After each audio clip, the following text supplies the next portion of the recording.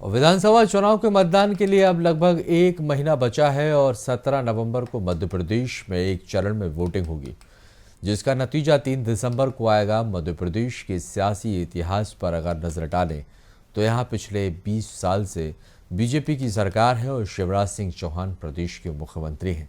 2018 में कांग्रेस की प्रदेश में सरकार बनी थी, लेकिन कमलनाथ सरकार केवल 15 महीने चल पाई। सिंधिया समर्थकों के बीजेपी में चले जाने से कमलनाथ सरकार गिर गई और एक बार फिर शिवराज सिंह चौहान ने सीएम पद की शपथ ली। लेकिन इस बार मुकाबला कड़ा है। बीजेपी के लिए एंटी इनकम्बेंसी तो कांग्रेस के लिए कमबैक एक बड़ी चुनौती है। और एक नजर डालते हैं मध्य प्रदेश के सियासी समीकरण पर। मध्य प्रदेश 2023 विधानसभा चुनाव की रणभेरी बज गई है। 17 नवंबर को मध्य प्रदेश में मतदान होगा और 3 दिसंबर को नतीजे आएंगे। ऐसे में चुनावों को लेकर सियासी दलों ने अपनी पूरी ताकत झोंक दी है। पिछले 20 सालों में मध्य प्रदेश पर कब्जा बरकरार रखने वाली भारतीय जनता पार्टी एक बार फिर प्रदेश में सरकार बनाने की जुगत में लगी है, तो वहीं दूसरी तरफ कांग्रेस भी मध्य प्रदेश की सत्ता पर काबिज होने की जद्दोजहद करती नजर आ रही है। मध्य प्रदेश देश की राजनीति में बड़ा सियासी दखल रखता है। ऐसे में सियासी पार्टियों के लिए प्रदेश की सत्ता काफी मायने रखती है। राजनीतिक तौर पर मध्य प्रदेश देश का बड़ा राज्य है। प्रदेश में 230 विधानसभा सीटें हैं। 47 सीटें आदिवासी वर्ग के लिए आरक्षित हैं। 35 सीटें अनुसूचित जाति के लिए आरक्षित। 148 सीटें सामान्य वर्ग की हैं। मध्य प्रदेश में 55 जिले और 10 संभाग आते हैं। राजनीतिक दृष्टि से प्रदेश को 6 भागों में बांटा जाता है। मालवा निवाड़। मध्य प्रदेश का मालवा निवाड़ अंचल प्रदेश का किंग मेकर है। राजनीतिक दृष्टि से यह अंचल सबसे अहम माना जाता है। मालवा निमाड़ में विधानसभा की 66 सीटें आती हैं। 2018 में इस क्षेत्र से बीजेपी को 33 सीटें मिली। वहीं 2018 में कांग्रेस को 30 और 3 निर्दलीय जीतकर आए थे। बात करते हैं महाकौशल की। प्रदेश के दूसरे सबसे बड़े अंचल महाकौशल में विधानसभा की 38 सीटें आती हैं। 2018 में कांग्रेस को महाकौशल से 24 सीटें मिली, जबकि बीजेपी को महाकौशल में सिर्फ 13 सीटों पर संतोष करना पड़ा और 1 सीट निर्दलीय के खाते में गई। राजनीतिक दृष्टि से ये प्रदेश का दूसरा सबसे बड़ा अंचल माना जाता है। प्रदेश में कांग्रेस का बड़ा चेहरा कमलनाथ इसी अंचल से आते हैं। अब बात ग्वालियर चंबल अंचल की। ग्वालियर चंबल अंचल राजनीतिक नजरिए से मध्य प्रदेश का तीसरा सबसे बड़ा अंचल है। ग्वालियर चंबल में विधानसभा की 34 सीटें हैं। प्रदेश की सियासत के बड़े बड़े क्षत्रप इसी अंचल से आती हैं। सिंधिया परिवार इसी अंचल से आता है। कांग्रेस के राज्यसभा सांसद दिग्विजय सिंह इसी अंचल से ताल्लुक रखते हैं। नेता प्रतिपक्ष डॉक्टर गोविंद सिंह भी इसी अंचल से आते हैं।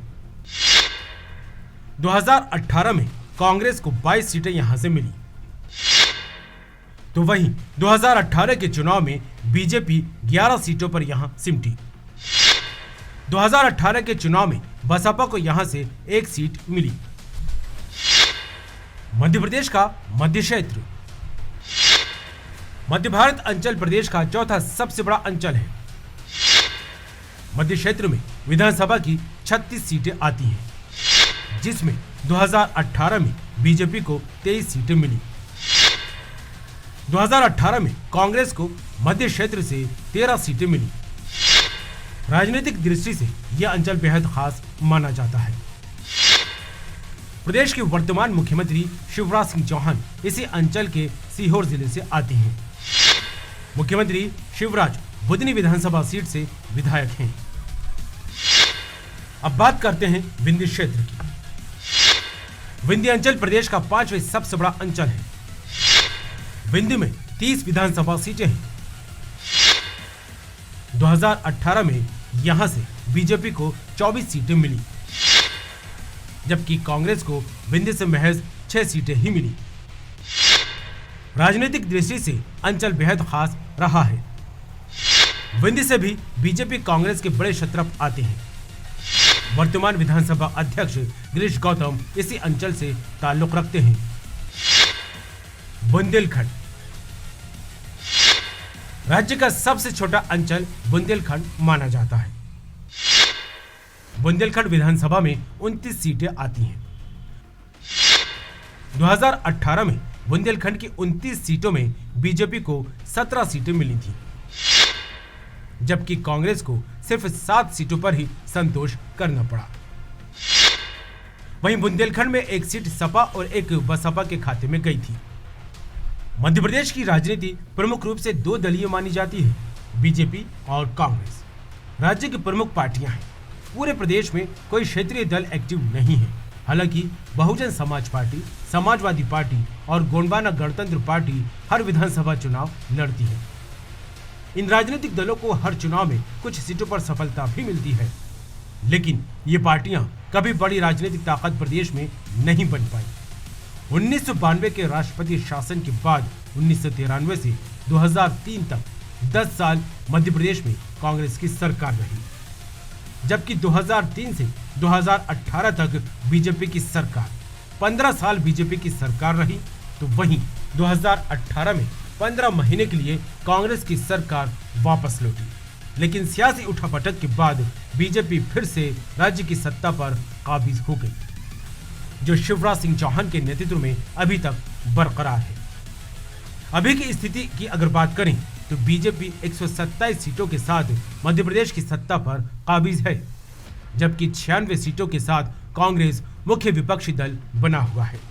4 सीटों पर निर्दलीय विधायक हैं, जबकि 2 सीटें बसपा और 1 सीट पर सपा विधायक है। ऐसे में अगर 2023 के विधानसभा चुनाव की बात की जाए तो बीजेपी हो या फिर कांग्रेस, दोनों ही पार्टियों ने पूरी ताकत झोंक दी है। बीजेपी इस बार एंटी इनकम्बेंसी से जूझ रही है और कांग्रेस अपने कमबैक को लेकर संघर्ष करती दिखाई दे रही है। बीजेपी ने 136 उम्मीदवारों की घोषणा कर दी है, जिसमें 7 सांसदों को टिकट देकर चुनावी मैदान में उतार दिया गया है। तो वहीं कांग्रेस में प्रत्याशियों की लिस्ट को लेकर अभी मंथन जारी है। दोनों ही पार्टियां फूंक फूंक कर कदम रख रही हैं। बीजेपी हो या फिर कांग्रेस, कोई भी सियासी दल 2023 के इस चुनावी रण को जीतने के लिए किसी भी तरह का कोई रिस्क लेना नहीं चाहता। News world desk.